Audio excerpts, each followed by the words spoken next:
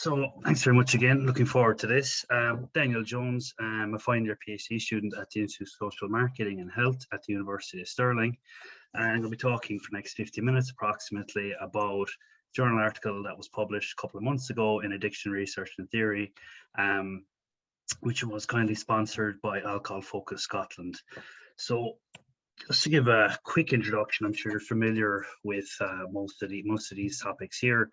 But the whole rationale for the study really is that globally alcohol use is associated with substantial health, economic and social burdens. And of course, the UK is no exception in this matter, and it's a significant public health issue, particularly in Scotland. Over the last two decades, it tends to be the highest in alcohol-related deaths. The whole kind of idea behind the study really is that alcohol packaging, obviously a vehicle for marketing communications, is also somewhere that we think is suitable to place health information, messaging and warning so that it can communicate these issues with potential consumers. And that there is a dearth of research exploring awareness and engagement with what's actually on packaging at the moment. So there's a good bit of research, looking into how people interpret, perceive different warnings, but there's a real lack of research in how people are using and perceiving what's there at the moment, and also response to novel alcohol warnings. For the methods, I'll spend most of the talk talking about the actual results. Of course, that the paper is open access, so please feel free to check that up after. But in terms of the methods, there was 8 focus groups conducted in September 2019 in Glasgow, in city centre Glasgow. People were recruited face-to-face by a recruiter, and the criteria for inclusion were things like that they had to be current drinkers. So we defined that as being past month drinkers, anyone that had drank any amount of alcohol in the last month. 50 young adults, and we segmented them by age, so it was 18 to 35-year-olds, males and females, and social grade as well. As it turns out, just by chance, pretty much everyone had consumed alcohol in the past week. So again, the criteria was that they had drank alcohol in the past month, but almost everyone had in the past week, ranging from 2 to 80 units, with, as you can see there on the screen, a median of 13.5 units and a standard deviation of 13.64 units. So this sample fell within the UK Chief Medical Officer's low-risk weekly drinking guidelines of less than 14 units per week. So the data, we thematically analysed it. Again, we're looking at things like their awareness and use of health information and messaging on existing packaging, and also perceptions of novel front-to-pack warnings. These differed in terms of size, so they were small and large. I'm going to show you a picture in a minute. Form, some had text, others had text and images, and the actual content as well, ranging from general to specific alcohol-related health harms. You can see them here. There's 9 different bottles that are shown in 3 different sets. So the vodka bottles are shown together, the gin bottles are shown together, and the wine bottles are shown together. These are mocked up labels. So what I might do is I might just scroll in here a bit, because I know it might be difficult for you to see while I'm sharing my screen. So you can see here you've got alcohol damages your health, small text, alcohol damages your health in large text, and then we've got a combined warning here of a small text warning with an image. You can see a hospitalized patient here in bed. And then moving on to the more specific warnings, alcohol increases risk of liver disease, small again, large, and a combination of text and an image. You can see someone here holding their liver, and onto the warnings on the wine bottles: alcohol causes cancer. You see small, large, and again, a combination of text and image. You can see there the CT scanner as the image there. Okay, so as I said, most of this talk is going to talk about the results, but please feel free to get in touch if you want to have a chat about the metas or any other thing, and the paper is open access, of course. So the main results I'm going to be talking about, again, there are more results in a journal article, and there's also a key findings report for Alcohol Focus Scotland. So if anyone's actually interested in reading a bit more about it, you can just Google Alcohol Packaging Scotland Jones. That should bring up the 2 papers. It did for me anyway last night. So existing alcohol packaging, how people were thinking about it, looking at it, perceiving it, using existing alcohol packaging. Went on talking things about nutrition, ingredients, whether they supported and what they thought about having those on packaging. Perceptions of alcohol companies. This was one that came up completely unprompted, but it was one of our key themes in the paper. How participants thought about the warnings, what impact they might have, what they consider to be effective. These are the five kind of key results I'm going to be speaking about for the next 10 minutes approximately.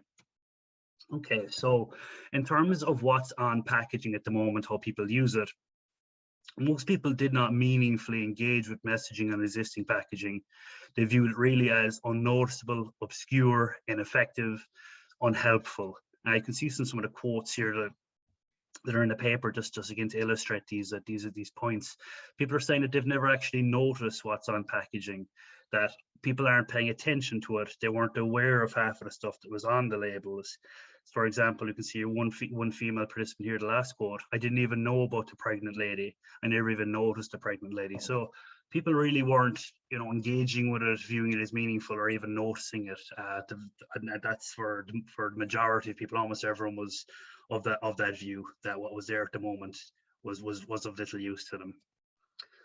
So following on from that, responsible drinking message, we were talking about their perceptions of please drink responsibly and variants of that message as presented on alcohol packaging, and whether they found it useful or what it meant to them really.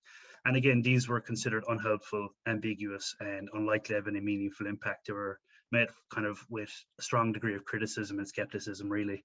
So you can see here kind of longer quotes here, but I think they really draw out the theme really and represent it quite nicely. So you can see here two older males from the ABC1 group asking, what is drinking responsibly? Is it not drinking a lot? Is it only drinking a couple times a week? Is it drinking within your house? Is it drinking in a legalized environment? So really kind of exemplifying, I suppose, the idea that they were confused by what it actually means and how to use it meaningfully if it's not understood what it actually means. And the variant as well, this is one that came up again spontaneously from the participants. He brought up please enjoy responsibly, which is a variant. He was saying it's a connotation, isn't it? It's a positive experience. You're never going to think, oh, that's bad. I'm going to enjoy that. To enjoy something is about the night you're going to have, the possibility of more. So his point really was that it was framed positively in turn to allow people or persuade people to think of drinking in a more kind of a positive light really. On to the second one. Again, this result primarily features in the key findings report for Alcohol Focus Scotland. Okay, because obviously you can't have everything in one paper. So a lot of this here, this exact slide here comes from the Alcohol Focus Scotland key findings report. So we're talking about how people, viewed having nutritional information, ingredients, and alcohol labeling.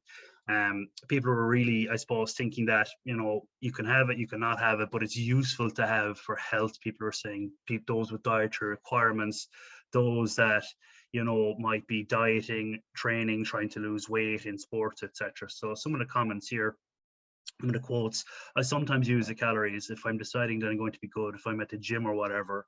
I don't think it matters, but if you're buying something and consuming something, you should see what's in it. If you want to read that or not, and if you want to take it on board, is up to yourself. I think that kind of defines a few people's views really. That even if I personally don't want it or don't need it, they were aware and expecting that other people might want it or might need it and might find it useful. And last example here at the bottom: I think you should put ingredients in everything, even makeup and skincare and stuff says what's in it. So again, that came up a few times as well. And people spontaneously drew comparisons to tobacco packaging as well, which has obviously a lot more prominent warnings. And people are saying, why are these things not on it? Why are we not being shown what's in what we're drinking? This idea came up a lot as well. On to the third result. Again, these are all from the paper. On to the third result, just taking the time. People were largely skeptical of alcohol companies' motivations regarding health messaging, warnings on products. Because people were saying that having prominent warnings, having effective warnings, having stronger messages on alcohol packaging would be detrimental to sales and positive perceptions of drinking. And again, this is totally unprompted, but it was something that was unanimous across the groups, that there was this idea that alcohol companies don't care, they just want to sell the product, that whatever's there at the moment has to be forced to be put on, and that it's not actually intended to help people, or that there's no sort of a desire to help people from what's on the packaging. So you can see here the second quote: it messaging has to be put on there. So alcohol companies make it as small and noticeable as possible, because let's be honest, promoting the fact that you should be drinking this isn't going to sell bottles. we see here this sort of, again, this kind of skepticism in the final quote. They need to tick a small box, and they're not putting them warnings to stand out. So this is kind of an idea that was generalized across the groups, that what's there at the moment isn't intended to actually help people, and it's just there because of legal requirements. Okay, so in terms of the novel warnings and their potential or perceived impact on appeal, people were surprised to see the warnings on alcohol, but they generally supported their inclusion. I think it's nicely captured in this quote here. I would understand completely why we have warnings, prominent warnings in alcohol packaging, and I would welcome it. People understood, even if they didn't like the idea of it, they understood and thought that it would have some sort of a potential to inform people, potentially younger or potential drinkers, around alcohol-related risks, really. So again, that people that might start drinking, or those that were kind of exposed to it by just seeing it, that they would actually learn a bit more. So for example, here the quote in the middle, kids can understand wee bits and it would deter them. Again, there's far more of this in the paper, but just to condense it, there was also this idea that having prominent warnings on alcohol packaging would reduce the appeal of drinking, its perceptions of being fun, appealing, etc. That they would make unsuitable gifts. Again, all this stuff came up spontaneously. People were saying that, I wouldn't bring that to a house party. Could you imagine giving that to your friend for their 21st?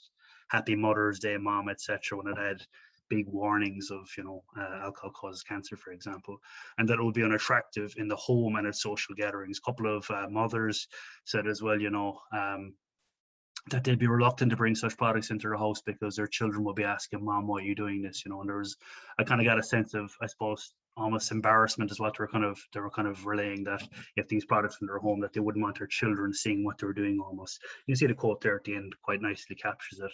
I think it would take away the glamorization of it. So that was a real theme across the groups, that it would reduce the appeal of alcohol warnings. So just for the last 3 minutes here to check my time. In terms of effective warning design, what they consider to be effective warning design, strong consensus here again. Regardless if it was supported or not, people thought that if warnings were going to be designed to be effective, that they would have to be large, combined, so that's using text and image warnings with specific health-related messages on the front of packs. This is what was considered to be most engaging and effective. People needed to see it. It needed to be prominent. It needed to be clear. It needed to be realistic. So I'm just going to quickly breeze over some of the comments here for the last 2 minutes. It's where it needs to be to catch your eye. So again, front and center, needs where you can actually see it. And this is the whole idea that the easier it was for people to see, the less cognitive processing that was required. So the more that the message could kind of be absorbed really and actually take effect. I think people need to see the visual lead go hand in hand with the text. So this is the idea that having the text alone may not be enough, and it kind of consolidates the message and gets it across easier when there's picture and text together. Again, there's an abundance of evidence in the tobacco field to strongly support this idea that text and image works better than just text alone. It's more effective than please drink responsibly. So people are saying that these mocked up warnings were more effective than telling people to please drink responsibly. Again, that was considered ambiguous and ineffective. And there's also this idea of relatability. So everybody knows somebody that suffered from cancer. This idea came up across the groups as well, and it resonated with a lot of people, especially the CT scanner. People were saying that it looks like it's waiting for you. So there's this kind of idea of, what might happen. And also in terms of actually prolonging the impact and the effectiveness of these warnings over time, people thought that having variation of the image and variation of the message might be effective. Just very quickly, I've got about a minute left. Some of the limitations. Forced exposure in the groups obviously are not as realistic as a drinking venue. We need more research to see going forward how things like drinking status might affect the uptake or the impact of warnings on alcohol packaging. We were unable to provide an insight into the potential impact of the warnings over time, again, because it was taken at one space, one time. Social desirability bias, while people were encouraged to be as honest as possible, it may have affected some responses, and these groups are not generalizable beyond the sample. Just take-home messages references. So just take-home message, again, people were not aware of or engaging meaningfully with what's on packaging at the moment. It was considered purposely neither salient nor effective. what's under at the moment doesn't seem to be able to meaningfully inform consumers about alcohol-related harms, and it's not able to change drinking behaviours. And again, this is tying with other research, not just our study.